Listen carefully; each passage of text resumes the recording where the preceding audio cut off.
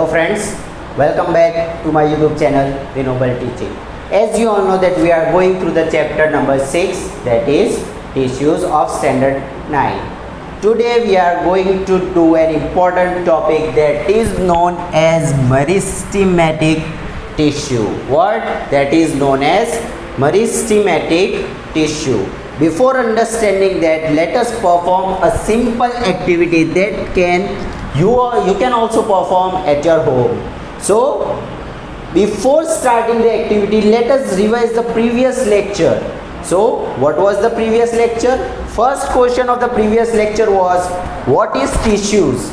Now what is tissues? तो आप सबको पता होगा, आपने मेरा लेक्चर देखा होगा, आपने उसे लिखा भी होगा, उसको नोट भी किया होगा. टिश्यूज का मैंने हाईलाइट भी किया था. What is tissues? The tissues are a group of cells that are similar in structure or work together to achieve a particular function, that is known as a tissue. What is known as a tissue? A group of cells that are similar in structure or work together to achieve a particular function is known as tissues. और group of cell मतलब group of sales जो एक function मतलब एक particular function के पीछे एक साथ काम करते हैं, वो सारे ग्रुप ऑफ सेल्स को हमने नाम दिया था tissues. Now multi cellular organisms and unicellular organisms. आपको पता है यूनिसेल्यूलर ऑर्गेनिजम्स में सारे जो फंक्शन होते हैं, एक्सक्रीशन, डाइजेशन, रेस्पिरेशन, को भी जो भी लिविंग ऑर्गेनिजम्स के अंदर प्रोसेस होते हैं, वो कौन करता है? वो सिर्फ एक सिंगल सेल करता है. यूनिसेल्यूलर के अंदर आपको पता होगा unicellular contains only one cell. And multicellular organism के पास तो मिलियंस ऑफ सेल्स होते हैं, जैसा कि हम हैं और आप हैं. आपके अंदर भी मिलियंस ऑफ सेल है, मेरे अंदर भी मिलियंस ऑफ सेल है. आप भी लिविंग है, मैं भी लिविंग. तो living organisms two types, unicellular, multicellular, वो हमने आगे पढ़ लिया. मल्टीसेल्यूलर के अंदर सारे के सारे सेल्स एक ग्रुप में आएंगे और एक जो टिश्यू होगा, जो सेल ग्रुप ऑफ सेल बोला हमने, उसे हम बोलते हैं टिश्यू. तो टिश्यू एक पर्टिकुलर फंक्शन करेगा. जैसे डाइजेशन के लिए डिफरेंट टिश्यू, मसल के लिए different tissue, nervous tissue, nervous system के लिए हमारे पास है नर्वस टिश्यू, मसल के लिए हमारे पास मसल टिश्यू. तो अलग अलग टिश्यू अलग अलग फंक्शन परफॉर्म करेंगे. So let's start our today's video. Today's topic is meristematic tissue as I informed you earlier. So now let's perform a simple activity. हमने क्या लिया? एक लिया, यहाँ पर हमने लिया ये है ग्लास या तो जार ले लें. ये हमने क्या लिया? 2 जार लिए, जार 1 एंड जार 2. जार हमने लिए, यहाँ पर लिए हमने ये दोनों है ऑनियन लिए हमने. अब ऑनियन का ये जो रूट टिप होता है वो हमने कहा सिर्फ वाटर, हमने ग्लास में क्या भर दिया? वाटर भर दिया. वाटर के अंदर हमने क्या डाला? ऑनियन. जो सिर्फ रूट का टिप जो होगा वो हमें वो पानी के अंदर टच होता होगा. दोनों में ऐसे ही कर दिया हमने. अब ये जार 2 को हमने डेज 2 to 3 डेज के लिए हमने क्या किया? उसको ऑब्जर्व किया. तो आपको पता होगा, ऑब्जर्व करोगे तो आप पानी के अंदर होगा तो ये रूट्स बाहर निकलेंगे, राइट? दोनों के अंदर सेम है. अभी तो कोई सिचुएशन नहीं रखी हमने दोनों के अंदर सेम सिचुएशन है. इसकी वजह से दोनों के अंदर ग्रोथ क्या होगा? Growth will be equal. Growth क्या होगा? इक्वल होगा. अब ऑन द 4th डे क्या करना है? हमने जार 2 के ये जो एपिकल जो होते हैं, ये एपिक्स जो सबसे लास्ट में होते हैं, उसको 1 सेंटीमीटर क्या कर दिया हमने? उसको कट कर दिया जार 2 के अंदर से, राइट? किसके अंदर से हमने कट कर दिया? जार 2 के अंदर से. ये जो रूट्स ग्रो हुए थे उसके अंदर से हमने 1 सेंटीमीटर जितना हमने कट कर दिया, राइट? तो अब क्या होगा? अब ऐसे हमने जो कट कर दिया, उसके बाद हमें उसको और मोर देन 2 to 3 डेज हमें उसको ऑब्जर्व करना है. तो अब ऑब्जर्व करने के बाद आपको क्या मिलेगा? क्या लगता है आपको? जार 1 और जार 2 का ग्रोथ इक्वल होगा रूट्स का. तो फर्स्ट क्वेश्चन हमारे पास ये एक्टिविटी के बाद करने के बाद क्या होता है? Which of the 2 onions has longer roots? सबसे लंबे रूट्स किसके पास होंगे, ये जार 1 वाली ऑनियन के पास या ये जार 2 वाली ऑनियन के पास। Second question, do the roots continue growing even after we have remove the tips. हमने 1 सेंटीमीटर के जो टिप्स रिमूव कर दिए तब भी वो ग्रो होना स्टार्ट रहेगी या नहीं रहेगी। Why would the tips stop growing in jar 2 after we cut them? अब फर्स्ट और सेकंड का क्वेश्चन, फर्स्ट क्वेश्चन क्या था हमारे पास, which of the 2 onions has longer roots?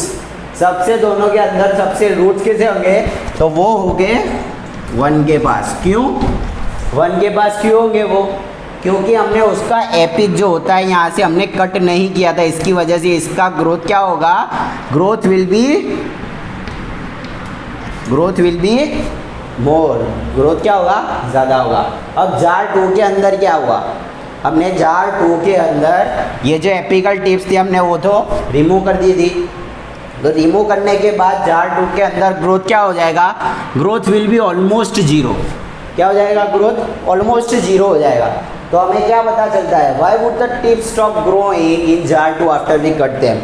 तो इसका एक स्पेसिफिक रीजन कोई के पास है, आपको पता है, तो जार 2 के अंदर ही ग्रोथ क्यों स्टॉप हुआ, आप बता सकते हैं जार 2 के अंदर ग्रोथ स्टॉप क्यों नहीं हुआ, जार 1 के अंदर ग्रोथ बढ़ता ही चला गया।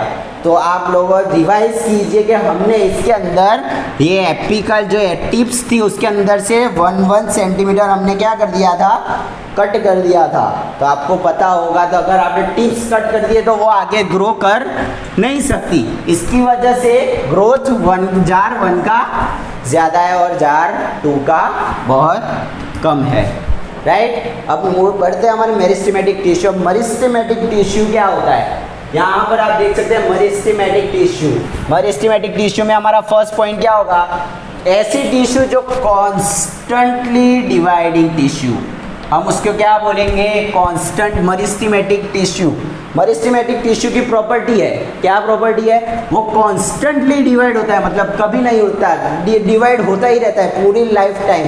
तो आपको पता होगा हमारे ह्यूमंस के अंदर लाइफ ग्रोथ होता है, वो सर्टेन एज तक लिमिटेड होता है, पर प्लांट्स के अंदर लिमिटेड नहीं होता, क्योंकि प्लांट्स के पास होता है मेरिस्टेमेटिक टिश्यू। तो आपको यहाँ से एक पॉइंट भी मिल गया। मेरिस्टेमेटिक टिश्यू क्या है, मेरिस्टेमेटिक किसके अंदर प्रेजेंट होता है, meristematic tissue are present in plants, right, plants के अंदर प्रेजेंट होता है। हमने फर्स्ट पॉइंट क्या पढ़ा, कॉन्स्टेंटली डिवाइडिंग, मतलब वो कॉन्स्टेंटली डिवाइड होता रहेगा। नेक्स्ट पॉइंट हमारे पास है ability to divide and redivide to provide growth to plants, right. Ability to divide and redivide to provide growth to plants. अब ग्रोथ वो पहले डिवाइड होगा, फिर वो 1 में से 2 बनेगा, 2 में से 4, 4 में से 8, राइट, वो कंटिन्यूसली डिवाइडिंग रहेगा। हमारा पहला पॉइंट वही था, constantly dividing tissue is known as meristematic tissue, हम इसको बोलेंगे मेरिस्टेमेटिक टिश्यू। ओके, जो ability to divide and redivide to provide growth to plants, मतलब वो कॉन्स्टेंटली डिवाइड होता रहेगा और प्लांट्स को वो ग्रोथ देता रहेगा, राइट। अब generally growth of plants occurs from specific region like roots.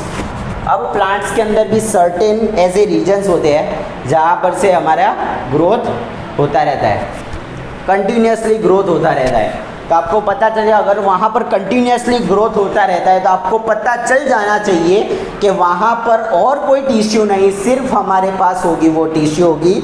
वो कौन सी टिश्यू होगी, वो सिर्फ होगी मेरिस्टेमेटिक टिश्यू। हमारे पास उसके अलावा जो रीजन में कंटिन्यूसली ग्रोथ होगा प्लांट्स के अंदर, तो वो पार्ट के अंदर हमें मेरिस्टेमेटिक टिश्यू देखने मिलेंगे।